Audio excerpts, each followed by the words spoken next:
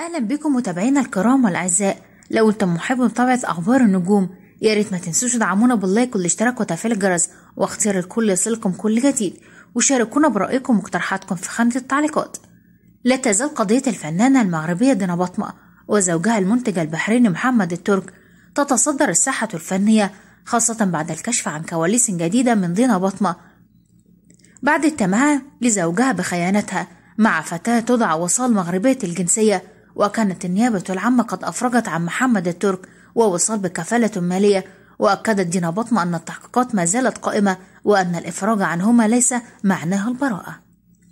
وكشفت دينا بطمة في بث مباشر مع جمهورها عبر صفحتها الشخصية بموقع انستجرام، وقالت فيه أنها كانت تتعرض للعنف الجسدي والضرب على يد زوجها محمد الترك الذي وصفته بأنه كان سببا كافيا لطلب الطلاق للشقاق.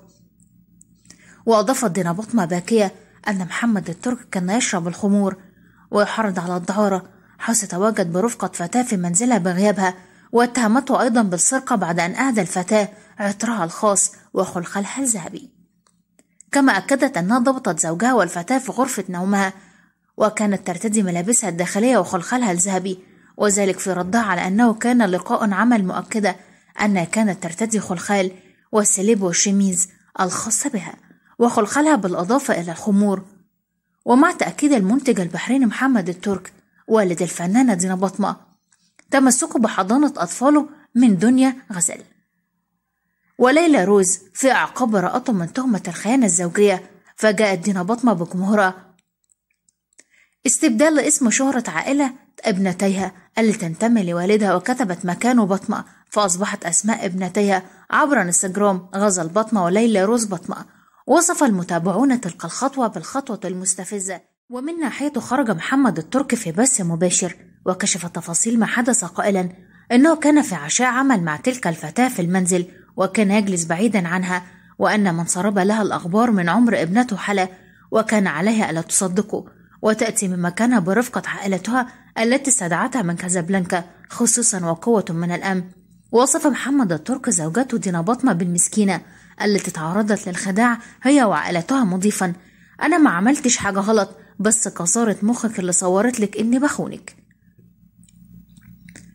وتهديد محمد الترك لدينا بطمة ووالدة حلا الترك. وقال محمد الترك في رسالته ولن ولدت اللي تقدر تاخد مني أولادي، أنا كنت حابب أكمل الصورة بالمجموعة اللي أنا عايزة، لكن أولادي وعزة ما خلق والسماوات السبع قادر أجمعهم كلهم، حالة وغفل وعبد الله محمد وليلى روز في صورة واحدة تحت جناحي أنا، وأقسم بالله من بكرة تكون شئتم أم أبيتم ولادي اسمهم شو، ولا حلا اسمها حلا منى السابر ولا محمد منى السابر، واللي اسمه عبد الله منى السابر، واللي عندي من هناك مش اسمها غزل دينا بطمة ولا ليلى روز دينا بطمة. وجاءت كلمات محمد الترك في إشارة منه إلى أن أولاده باسمه وأنه يستطيع في أي وقت جمعهم، وذلك في رسالة منه إلى منى السابر ودينا بطمة بأنه في أي وقت يمكنه جمع أولاده.